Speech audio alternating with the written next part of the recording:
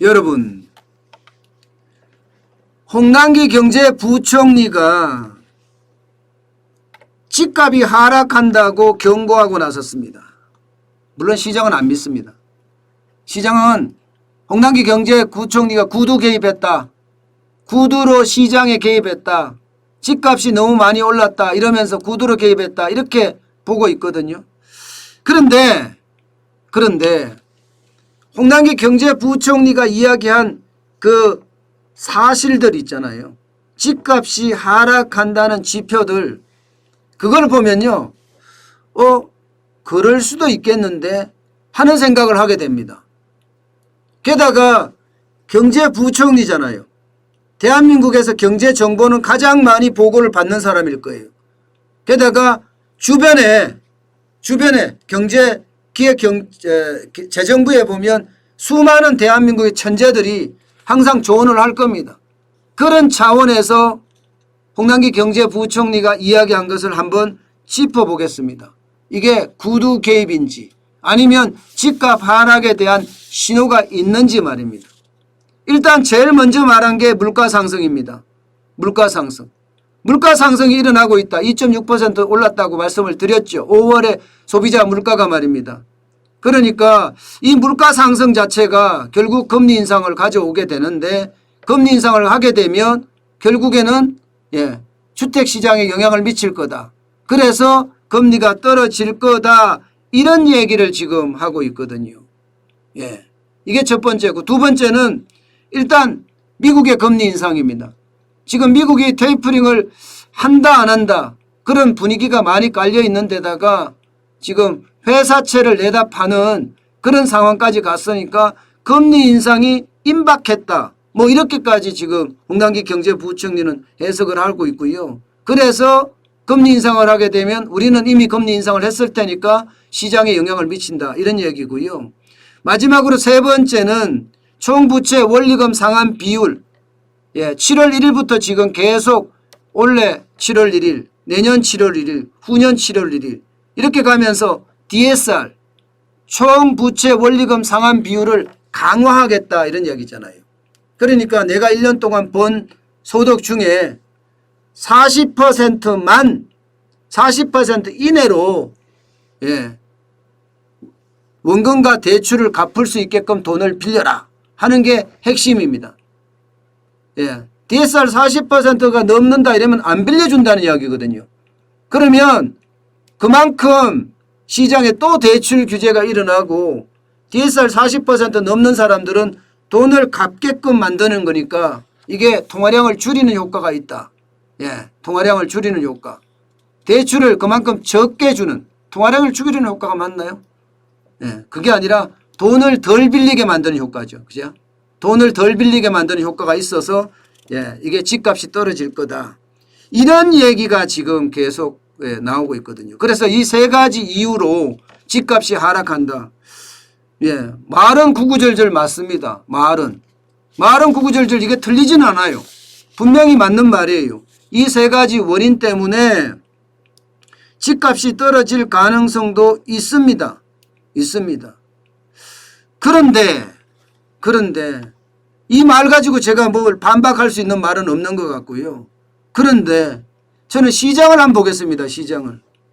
근데 시장은 홍남기 경제부총리가 말한 것과 정반대로 나가고 있습니다. 보시는 것처럼 집값이 엄청 올랐어요. 5월 다섯째 주 말입니다. 5월 5주차 집값 오른 걸 보면 수도권은 0.3%까지 전국에서도 0.25%까지 엄청 올랐습니다. 11개월 만에 최대폭이라고 이야기해요. 서울 동남권 강남구죠. 강남구는 강남, 송파, 서초, 강동이죠. 여기도 0.16%까지 올랐거든요. 서울 전체도 0.11% 올랐고요. V자로 오른다고 이야기할 정도로 지금 굉장히 집값이 많이 올랐습니다. 이러니까 홍남기 경제부총리가 구구절절 맞는 말은 했는데 그 맞는 말에서 강과한 말들이 많더라. 분석을 제대로 안 한 게 많다. 그래서 홍남기 경제부총리가 이야기했던 것처럼 집값이 지금 당장 하락하겠느냐. 글쎄요. 물음표입니다. 그것도 큰 물음표입니다. 큰 물음표. 예. 그만큼 시장은 생각했던 거하고 다르다. 왜? 전세 가격도 올라가는데요. 전세 가격도 5월 5주차에 보면 0.06까지 올라갔습니다. 0.06까지. 예. 게다가 말입니다. 이것만 올라간 게 아니에요. 전세 가격이 올라가면 일반적으로 집값도 올라가거든요. 이것만 올라간 게 아니라 서울 경기에 중소형 아파트 값이 올라간 거 보세요. 올라간 거. 2016년 대비 2021년 문재인 정부 들어와서 얼마나 올랐는지. 대부분 더블 올랐죠. 더블. 거의 더블 가까이 올랐습니다. 집값은 계속 고공행진 중이에요. 중소형 아파트도 말입니다. 80제곱미터 초과 85제곱미터 이하도 계속 올라가는데 이게 5월 기준입니다. 5월 기준. 게다가 말입니다. 게다가 집값이 홍남기 부총리가 말한 거하고 다르다는 이야기를 말씀드리고 있는 겁니다. 당장 공급이 부족합니다. 예, 당장 공급이 부족하고요. 임대 시장의 불안은 엄청 커졌어요. 예. 지금 임대사업자 이거 뭐 폐지한다고 하잖아. 임대사업 자체를. 그러니까 시장이 굉장히 불안해졌고요. 게다가 한쪽에서는 대출 규제를 한다고 하지만 다른 한쪽에서는 대출을 늘려주고 있습니다. LTV를 20%까지 늘렸잖아요. 예. 그렇기 때문에 이게 말이 규제지 규제보다는 예, 오히려 대출은 늘리는 정책의 혼선까지 있다. 때문에 집값은 하반기에도 상승하지 않겠느냐. 오히려 그렇게 봅니다. 오히려 하반기에도 집값이 더 상승할 가능성이 있다. 이렇게 해석하고 있습니다. 그만큼요. 여러분 예, 홍남기 경제부총리가 보는 것과 또 시장에 보는 것은 굉장히 다르다. 홍남기 경제부총리는 분명히 다른 사람보다 정보를 많이 가지고 있는 것도 사실입니다. 예, 게다가 주변에 좋은 인재들이 조언하는 것도 사실이에요. 그러나 이게 시장의 어떤 현상을 짚어준 것이 아니라 경제부총리로서 구두 개입을 한 것 아니냐. 뭐 이렇게 해석하는 것이 지배적입니다. 그만큼요. 지금 부동산 시장은 완전히 대혼란. 지금 부동산 시장에 정책이 있나 싶어요. 어떤 정책도 필요 없습니다. 그냥 올라가니까요. 예. 오죽했으면 홍남기 경제부총리가 집값 하락한다고 이야기했는데 오히려 집값은 반대로 올라갈까요? 오죽했으면. 정부를 못 믿는 겁니다. 정부를 전혀 신뢰하지 않습니다. 부동산 정책은 대실패입니다. 예.